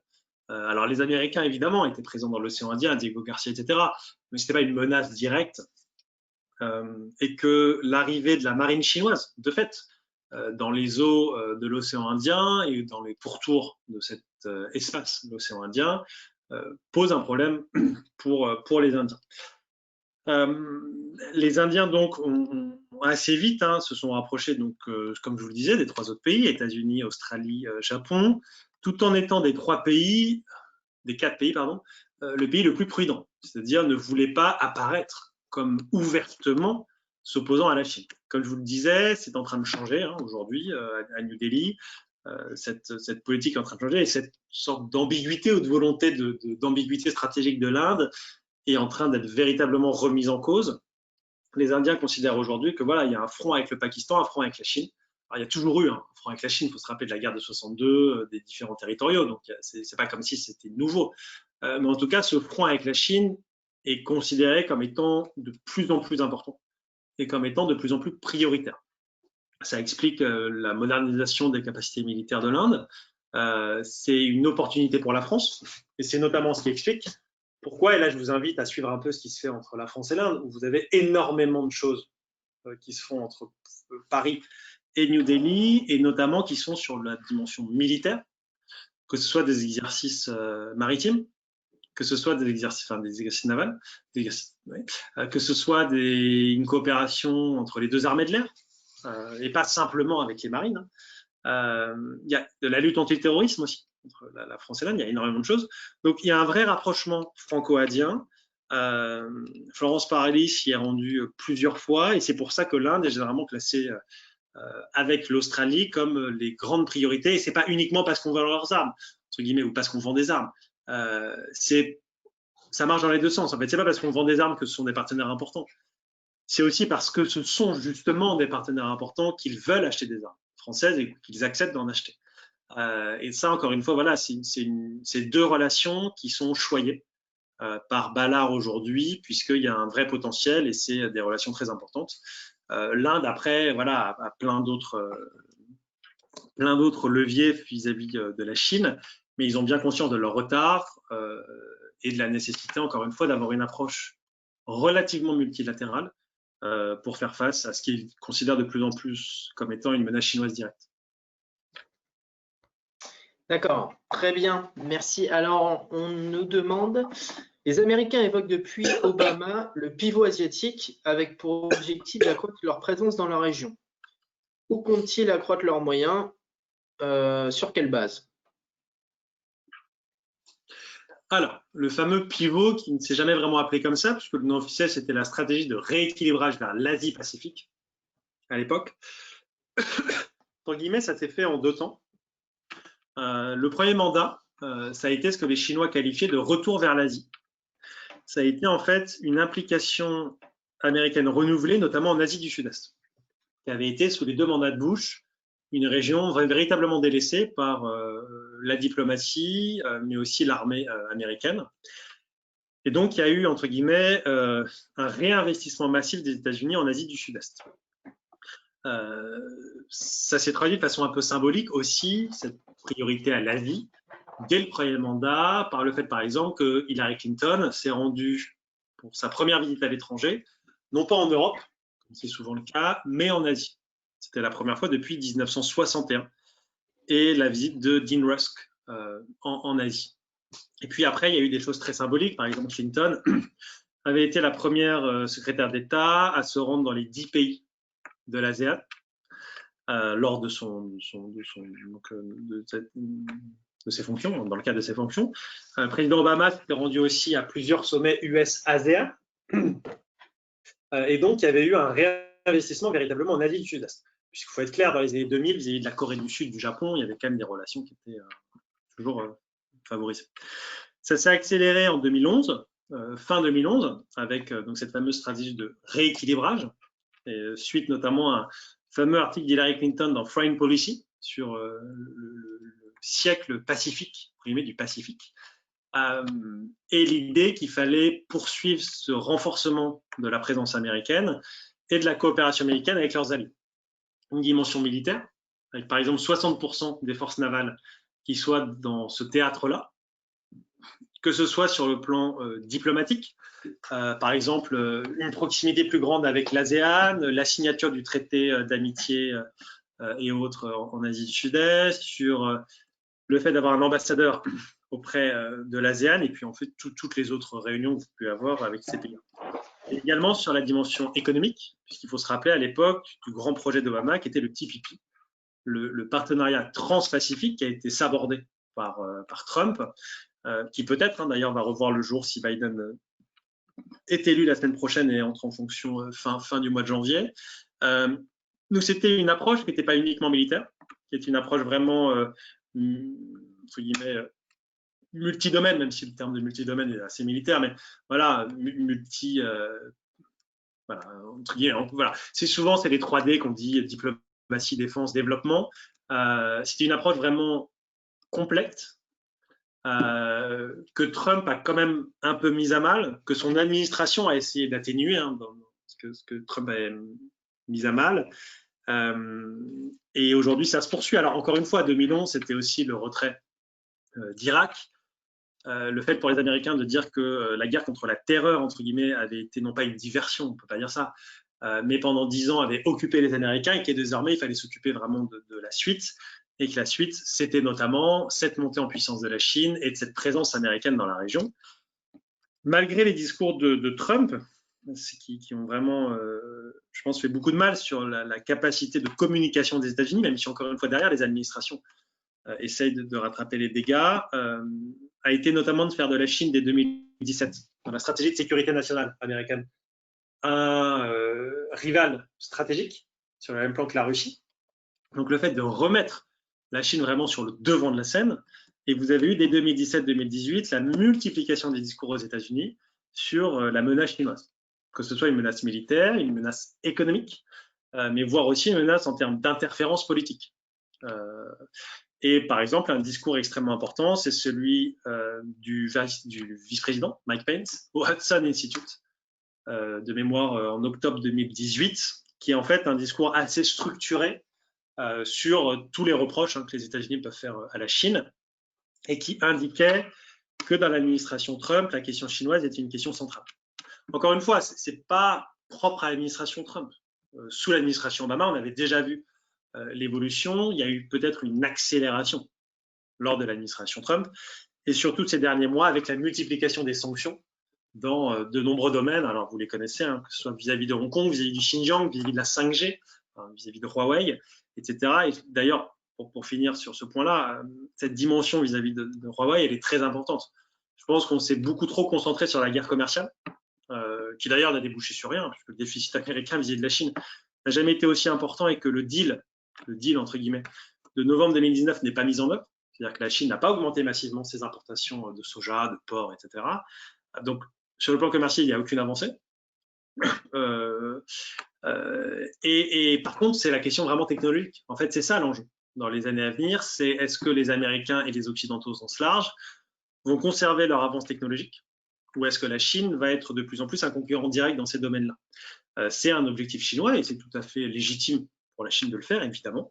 Ça fait des années qu'ils y pensent, qu'ils y travaillent. On peut remonter dès 86, le fameux plan 863 de mars 86, qui visait dans 16 domaines différents de permettre à la Chine de monter en puissance. Le plan Made in China 2025, lancé en 2015, qui visait à faire de la Chine une grande puissance en termes de grande puissance manufacturière, mais dans le haut de gamme. Et dans cette dimension-là, le plan Made in China 2025, c'est avant tout l'idée pour la Chine de moins dépendre des technologies étrangères. Et ça, c'est très important. On a souvent en Europe l'idée d'une interdépendance asymétrique. Avec, voilà, nous, on dépend de la Chine. Alors, ça dépend des pays déjà. Mais oui, de fait, nous, la France, a un déficit commercial avec la Chine de 30 milliards. L'Allemagne, c'est différent. Après, il faut quand même relativiser ça. La Chine, c'est que 6-7% de notre commerce extérieur. C'est 10 fois moins que l'ensemble des pays européens. Donc, pas que l'Union européenne, mais européens en incluant aussi, évidemment, Royaume-Uni, Russie, etc. Donc, il faut relativiser. On n'est pas la Corée du Sud, on n'est pas Taïwan et on n'est pas l'Australie. Dans nos relations commerciales avec la Chine, c'est important même de le rappeler, y compris nos décideurs politiques. Mais deuxièmement, que cette dimension technologique, elle est très importante, où la Chine encore une fois ses ambitions. Donc, et que du point de vue chinois, pour revenir sur cette notion d'interdépendance et de dépendance, la Chine considère qu'elle est dépendante. Elle est dépendante de quoi? Des technologies étrangères. Et donc, il faut qu'elle monte en gamme. Que dans plein entre guillemets, de technologies plus anciennes, il faut qu'elle monte en gamme. Et il faut que dans les technologies émergentes, elle soit leader. D'où les investissements chinois massifs sur l'intelligence artificielle. La robotique, c'est un peu plus compliqué, mais sur la 5G, le cloud, tout ça, l'Internet des objets. L'idée pour la Chine, c'est de dire on est en retard, il y a des technologies où on est encore très en retard, mais il faut que dans les nouvelles technologies, les technologies émergentes, on ait le moins de retard possible, voire qu'on soit en avance. Ça explique donc pas tant le plan Made in China 2025 pour le coup, mais par exemple le plan China Standard 2035, qui va être présenté dans les semaines à venir, puisqu'il est en finalisation, qui vise par exemple à permettre à la Chine d'être le pays qui va imposer les standards de demain. Et imposer les standards, c'est important parce que ça vous donne un avantage économique considérable si vous êtes le pays et que vous avez les entreprises qui ont imposé les standards. Historiquement, ce sont les États-Unis, les Japonais, les Européens qui le font. La Chine a l'ambition de pouvoir être celui qui définit les standards mondiaux de demain, ce qui explique notamment, par exemple, l'implication chinoise de plus en plus forte dans l'Union internationale des télécoms, dans les différentes agences de standardisation, etc. Et ça, c'est un vrai enjeu pour les États-Unis, mais aussi pour l'Europe. Et c'est pour ça que, vraiment, moi, je vous invite dans tout ce que font les États-Unis à pas tant regarder la partie commerciale. Puis après, il faut être très clair, les Américains s'en foutent d'avoir un déficit, c'est pas la fin du monde. Surtout quand on est des États-Unis et qu'on est le pays qui, entre guillemets, contrôle le dollar.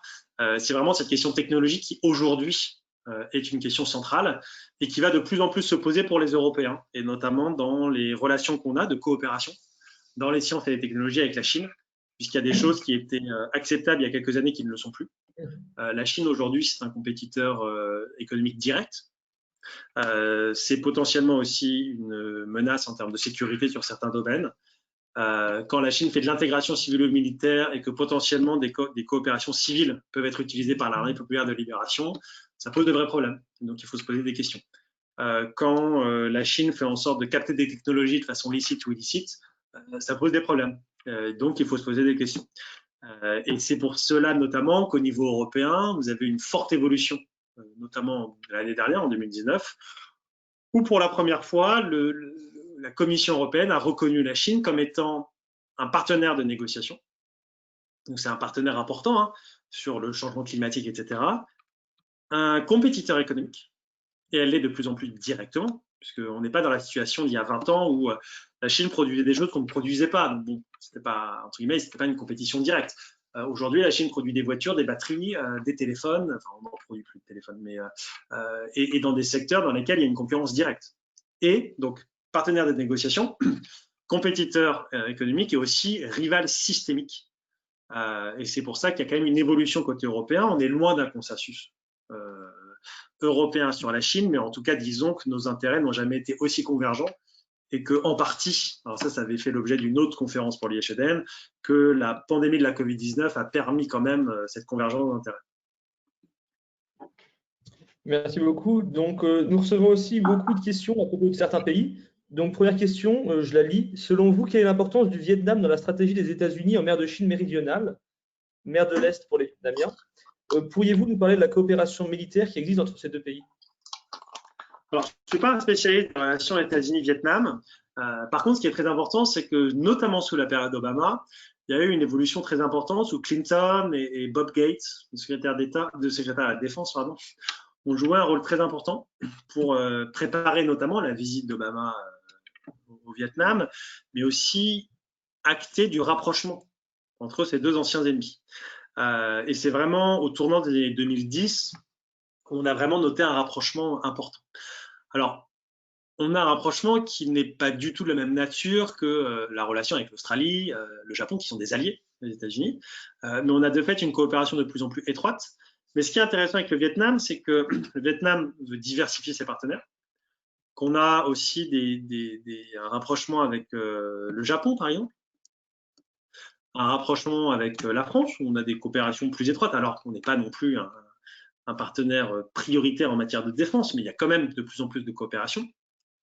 Et on voit que le Vietnam, non seulement joue assez bien la carte de cette diversification de ses partenaires, et bénéficie aussi à plein, et ça c'est une très bonne chose, une magnifique opportunité, entre guillemets, pour le Vietnam, c'est de bénéficier de la volonté de nombreux pays et de nombreuses entreprises d'être moins dépendantes du marché chinois. On le voit des entreprises japonaises, coréennes, taïwanaises, chaque pays ayant des stratégies différentes, des noms propres. Hein. Vous avez la New Southbound Policy à Taïwan, vous avez la New Southern Policy en Corée du Sud. L'idée, c'est quoi? C'est d'être moins dépendant de la Chine et donc de se rapprocher des pays de l'Asie du Sud-Est, notamment vis-à-vis de leur capacité manufacturière. Vous avez aussi, par exemple, des plans d'aide qui permettent aujourd'hui à des entreprises japonaises de quitter le territoire chinois et de transférer les chaînes de montage et autres au Vietnam. Et donc, en fait, il y a une véritable opportunité en ce moment économique pour le Vietnam. En plus, le Vietnam a profité de la guerre commerciale justement entre la Chine et les États-Unis. Et le Vietnam, donc, essaye de vraiment diversifier en ayant conscience qu'il ne faut pas non plus apparaître comme étant anti-chinois du jour au lendemain, parce que le rapport de force avec la Chine, il est vraiment défavorable, hein, pour être très clair, hein, pour le Vietnam, qu'en plus, vous avez une approche maritime plus une approche continentale, parce qu'il y a quand même une longue frontière. Mais voilà, on est dans une approche vietnamienne qui, je dirais, relativement précautionneuse et qui vise avant tout à multiplier les relations, renforcer les partenariats. Et l'Inde, par exemple, c'est un partenaire important. La Look East Policy de l'Inde fait du Vietnam un acteur très important. Et ça, on a aussi un axe, entre guillemets, Vietnam-Inde, qui est aussi important aujourd'hui. Donc, je dirais que le Vietnam, c'est voilà, cette stratégie de diversification, sans vouloir s'aligner sur aucun des pays, mais tout en essayant de faire contrepoids à la Chine et entre guillemets, rondement mené. Alors, merci beaucoup pour cette réponse. Alors, j'ai une autre question. Alors, le grand absent sur ce sujet est la Russie, malgré sa présence en mer du Japon, notamment militairement avec Vladivostok. Quelle est la position de ce pays, notamment concernant la liberté de navigation dans les mers de Chine orientale et méridionale? Alors, je ne connais pas la position officielle de la Russie sur ces sujets. Faut être très clair, aujourd'hui, la Russie n'est pas considérée comme un pays de l'Indo-Pacifique et rarement mentionnée dans les stratégies des différents pays de la région, même si en Asie du Nord-Est, la Russie a évidemment un rôle fondamental vis-à-vis du Japon, les différents territoriaux avec le Japon, etc., vis-à-vis de la Corée du Nord, où il y a un rôle russe qui est important. Mais je dirais que sur l'Indo-Pacifique, aujourd'hui, les Russes sont entre guillemets un peu largués, avec un problème de plus en plus important pour la Russie, c'est qu'il y a, faut être très clair, depuis ces dernières années, en allant au-delà du triomphalisme russe, qui a été de nous, point de vue occidental, de dire qu'est-ce que les Russes sont bons, maintenant ils sont partout, en Syrie ils ont pris la main, ils ont réussi leur coup avec la Crimée, ils sont même en Afrique, etc. Il y a un vrai problème pour la Russie, c'est que c'est un peu le vieux concept qu'on appelle de imperial overstretch, c'est la surexpansion impériale, c'est-à-dire que la Russie a quand même des moyens limités. Aujourd'hui, c'est le PIB de l'Italie, faut quand même le rappeler. Alors évidemment, il y a un héritage très important, il y a des capacités militaires très importantes, mais la Russie, c'est pas les États-Unis. Quand on fait toujours aux États-Unis et autres, on a toujours, pour certains, le lien avec la Russie. Aujourd'hui, c'est plus du tout du même niveau, ils ne jouent pas dans la même cour. Par contre, la Russie a évidemment une capacité d'influence, une capacité de nuisance, mais avec un risque, c'est que dans son étranger proche, la situation se dégrade fortement. Aujourd'hui, vous allez en Biélorussie, en Ukraine, en Asie centrale, Arménie et Azerbaïdjan, pardon, ce qui se passe en Turquie, ce qui se passe en mer de Chine, de Méditerranée orientale, qui est indirectement et pas très loin de la Caspienne, fait que dans l'environnement proche et l'étranger proche de la Russie, ça se dégrade. Et donc, savoir ce qui se passe en mer de Chine méridionale, dans l'océan Indien et dans le Pacifique, j'ai envie de dire, c'est aujourd'hui pas forcément dans les capacités de la Russie d'y accorder beaucoup d'importance. Je ne dis pas que ce n'est pas important, mais je dis qu'en termes de priorité, c'est clairement pas la priorité pour la Russie et que les acteurs de la région ne considèrent pas la Russie comme un partenaire de premier plan. Nouvelle question. Peut-on réellement attendre un soutien américain sur Taïwan en cas d'invasion ou de rattachement forcé quand on regarde la politique du fait accompli sur la territorialisation en mer de Chine méridionale? Alors, c'est très différent. Je veux dire, là, on a quand même des garanties de sécurité américaines vis-à-vis de Taïwan. On n'a pas de traité militaire, enfin, entre guillemets d'alliance, mais on a de fait des garanties de sécurité. C'est très différent de territoires que contrôlaient les Chinois en mer de Chine méridionale et qui le militarisent. Évidemment, l'objectif des Américains, c'est d'envoyer des signaux à la Chine en disant qu'ils interviendraient s'il y a une intervention militaire chinoise. Il faut quand même aussi lier ça à d'autres questions. La question, c'est qu'est-ce qui se passerait si les États-Unis n'interviennent pas? Vous êtes les Coréens, vous êtes les Japonais. Si les États-Unis n'interviennent pas pour soutenir Taïwan et si vous avez un changement unilatéral du statu quo par l'utilisation de la force par la Chine, quels sont les messages que reçoivent Tokyo et Séoul? C'est peut-être qu'en fait les garanties de sécurité américaines, même si elles sont beaucoup plus explicites vis-à-vis de Séoul et Tokyo, ne valent pas grand-chose. Et donc, on ne peut pas en fait isoler la question taïwanaise. La question taïwanaise, elle ne peut pas être isolée des enjeux de sécurité et de la crédibilité des garanties de sécurité américaines dans la région. C'est pareil quand on parle, si vous voulez, de la péninsule coréenne. Souvent, on pose la question en disant mais qu'est-ce qui se passe si les Américains n'interviennent pas, blablabla, etc. Bon. Et en quoi ça a des impacts pour les Européens notamment? Que les Européens disent bon, la péninsule coréenne c'est loin, etc. Il y a une question simple, c'est que si les États-Unis n'interviennent pas pour aider la Corée du Sud, vous croyez que les pays de l'OTAN vont se dire que si les États-Unis n'interviennent pas pour défendre la Corée du Sud face à la Corée du Nord, les États-Unis vont intervenir pour défendre la Pologne ou les États baltes contre la Russie? Donc je pense que c'est au-delà de la dimension purement trilatérale Chine, Taïwan, États-Unis, il y a vraiment cette dimension beaucoup plus large qui est du système d'alliance militaire américain et de la nécessité pour les Américains de le crédibiliser. Et que si vous abandonnez Taïwan, ça vous pose un problème pour vos autres alliances. Ça pose aussi d'autres problèmes, hein, évidemment. C'est que Taïwan, c'est l'accès au Pacifique. Ça voudrait dire un accès, entre guillemets, non contraint de la Chine dans le Pacifique. Et ça, c'est évidemment quelque chose qui, pour les Américains, est une mauvaise chose. Et c'est pour ça, évidemment, que côté chinois, Taïwan a un impact stratégique considérable. Alors, historiquement, on dit, voilà, Taïwan, c'est le porte-avions américain dans la région. Alors, c'est un peu maladroit de dire ça aujourd'hui, parce qu'il n'y a pas de présence militaire officielle américaine à Taïwan. Mais c'est vrai que c'est un peu, voilà, alors on dit ça aussi de la péninsule coréenne, c'est un peu une dague dans le dos de la Chine, quoi. Vous avez une île qui, en fait, bloque l'accès au Pacifique, puisqu'évidemment, soit vous passez entre Taïwan et le Japon, l'étroit de Miyako, soit vous passez entre Taïwan et les Philippines, mais dans tous les cas, on peut un peu surveiller ce que vous faites. Si demain, Taïwan, c'est entre guillemets chinois, que les Chinois peuvent construire des bases navales sur la côte est, entre Hualien et Taidong, ça commence à poser un problème pour les Américains sur l'accès en fait au Pacifique.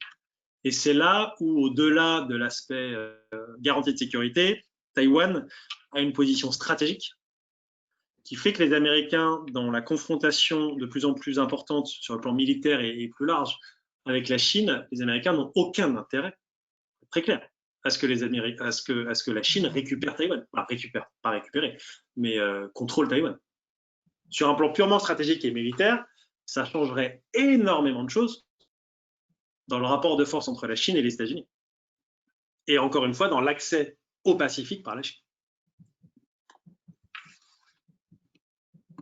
Très bien, merci. Alors, on nous pose une question, on revient sur la France. La France a un territoire immense à couvrir et à protéger dans le Pacifique. Sa présence militaire est-elle suffisante avec seulement 2 bâtiments permanents dans le Pacifique? Va-t-elle ou devrait-elle accroître ses moyens dans la région? Par rapport à quel pays, pardon? Qu'est-ce que je vais dire? Je n'ai pas entendu, pardon, la question. Quel pays doit augmenter ses capacités? La France. Ah, ok. Alors, une réponse de chercheur, ce serait de dire évidemment, la France a des intérêts dans l'Asie, dans l'Indo-Pacifique, des intérêts encore une fois de souveraineté, hein, contrairement aux autres pays européens. Et il faut évidemment que la France renforce considérablement son dispositif militaire dans la région. Faut être très clair, aujourd'hui, les possibilités militaires en Polynésie, en Nouvelle-Calédonie, à La Réunion, il est limité. Voilà. Souvent, c'est C'est ce qu'on dit quand vous discutez avec des militaires chinois qui vous disent c'est très bien, vous avez une stratégie de sécurité en Indo-Pacifique, génial. Vous venez avec un porte-avions à Singapour, génial. Et vous avez combien, pardon, de navires et d'avions de chasse en Polynésie? Vous en avez combien en Nouvelle-Calédonie? Et c'est vrai qu'en fait, on a très peu, très clair, de force dans la région. Et qu'il y a parfois une inadéquation entre nos ambitions et la nécessité véritablement de protéger nos territoires. Et c'est des enjeux, encore une fois, de souveraineté, même plus que de sécurité, et notre dispositif militaire. Après, le problème, c'est que, pour faire une réponse un peu bête, la France, c'est grand. Il y a des territoires un peu partout. Et que quand vous avez des moyens limités, évidemment, vous allouez vos ressources en fonction des priorités. Et que la priorité aujourd'hui, elle reste de défendre le territoire métropolitain. C'est pas un hasard si aujourd'hui, voilà, les bases, par exemple, de Toulon et de Brest, c'est pas les bases de Papeete et de Saint-Denis à La Réunion. Parce que la priorité et les ressources sont avant tout allouées à la partie continentale, entre guillemets, et à la métropole. Est-ce que ça veut dire qu'on ne peut pas quand même renforcer un peu notre capacité? Oui, on peut le faire. Est-ce qu'on peut, entre guillemets, changer massivement nos capacités? Pas pour l'instant, on n'a pas les moyens. Alors si demain les budgets militaires doublent, il y aura peut-être des moyens. En tout cas, il faut attendre les livraisons d'équipements et autres, donc ça prend des années. Par contre, il y a des choses qu'on peut faire en attendant. Et c'est là-dessus, en fait, qu'il faut creuser. C'est encore une fois la coopération avec les pays de la région, coopération sur le plan militaire, d'où, encore une fois, le rapprochement avec l'Australie, l'Inde, le Japon et autres. Mais là, le Japon, il faut quand même relativiser un peu, hein, mais il y a un rapprochement, il faut le relativiser.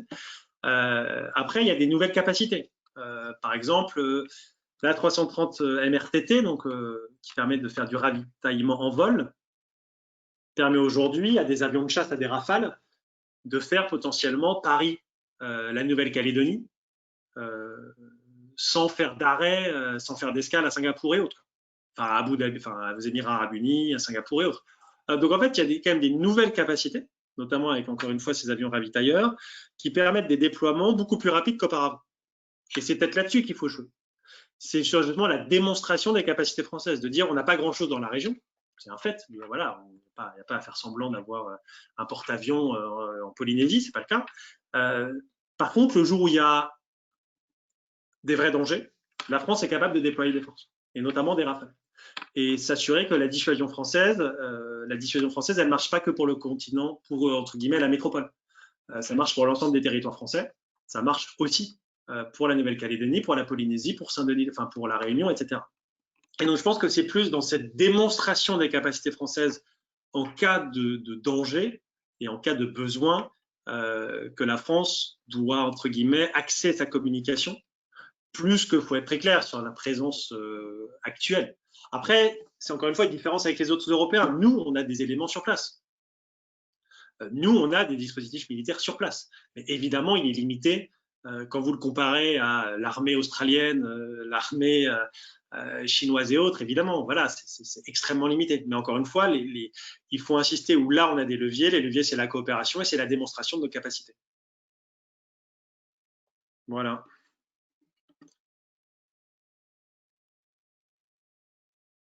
Le micro est coupé. Micro, Pierre. C'est parce qu'il est 8 heures, c'est pour ça. Ouais, ça doit être ça. 60 minutes avant le couvre-feu, les micros s'arrêtent. Je suis désolé. Donc, vous avez évoqué tout à l'heure que pour comprendre les routes de la soie maritime, il fallait s'intéresser aux routes de la soie terrestre, et particulièrement au rôle de la Chine en Asie centrale, et ce particulièrement au travers de l'Organisation de la coopération de Shanghai. Une question est donc, l'Organisation de la coopération de Shanghai est-elle un outil d'impérialisme chinois pour lier route de la soie terrestre et route de la soie maritime? Alors, c'est pas moi qui ai parlé de l'OCS, hein, c'est la personne qui pose la question. L'OCS, faut quand même relativiser. Aujourd'hui, c'est un forum de coopération qui fait avant tout la lutte contre le terrorisme. C'est pas une alliance militaire. Est-ce que ça monte en puissance? Pas vraiment. Surtout que le membership entre guillemets a été étendu à beaucoup de pays de la région. C'est un format intéressant pour parler des enjeux eurasiatiques, sans avoir entre guillemets les occidentaux. Mais est-ce que concrètement ça fait beaucoup de choses?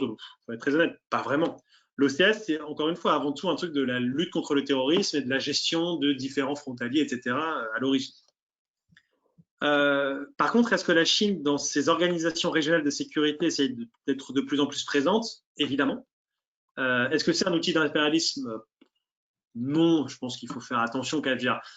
Il y a toujours cet argument, ouais, la Chine veut agrandir son territoire.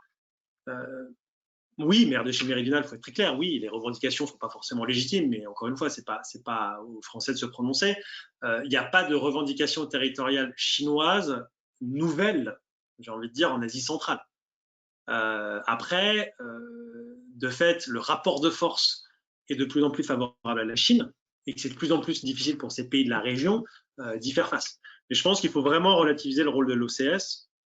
Il y a eu énormément de rumeurs hein, ces dernières années. Vous avez souvent des trucs sur l'OCS. Il n'y a pas grand-chose. Après, la partie, l'importance des routes terrestres par rapport aux routes maritimes, elle est importante dans le sens où si on revient à avant le discours de Xi Jinping de 2013, un des articles centraux, c'est un article de Wang Jise, qui est de Beida, l'université de Pékin, qui était en fait sur marcher vers l'Ouest. L'idée, c'était quoi? C'est les Américains, en fait, avec la stratégie de rééquilibrage et de fait, ce qui va devenir l'Indo-Pacifique ensuite, arrive par l'aspect maritime. Et donc, la Chine doit aussi renforcer sa présence sur la partie terrestre, où là, les Américains ont peut-être moins de levier. Et dans ce texte de 2012 de Wang Jise, qui correspond assez bien aux routes de la soie terrestre, hein, il y a cette dimension voilà, où la Chine doit renforcer sa présence sur le continent eurasiatique. Donc ça, c'est évidemment un objectif de la Chine. Les Européens essayent de le contrer. Il y a tout ce qui est la connectivité eurasiatique. Alors, le problème, c'est que bon, ça va pas déboucher sur grand-chose pour l'instant, mais c'est évidemment une dimension sur laquelle les Européens, les Russes font quand même attention, puisqu'ils ont conscience des ambitions de la Chine, des capacités croissantes et qu'il faut donc y faire face. Voilà. Ok, très bien. Merci pour cette réponse. Bon, ben, je crois qu'on va s'arrêter là pour ce soir, pour cette conférence. On vous remercie, Monsieur Bondaz, d'avoir gentiment répondu à toutes nos questions. Donc, merci à tous d'avoir écouté notre conférence et n'hésitez pas à nous suivre sur les réseaux sociaux. J'annonce la prochaine conférence, elle se tient ce soir. Elle n'est pas assurée par nous, elle est assurée par la délégation internationale au Canada et le thème de la conférence, ce sera de l'OPEX à l'enseignement militaire. Donc, n'hésitez pas à venir nous voir. Voilà. Super, merci beaucoup à vous et bonne soirée et bon courage pour le confinement qui commence. Voilà, exactement. À bientôt. Merci à vous et bon courage. Au revoir. Merci. Au revoir.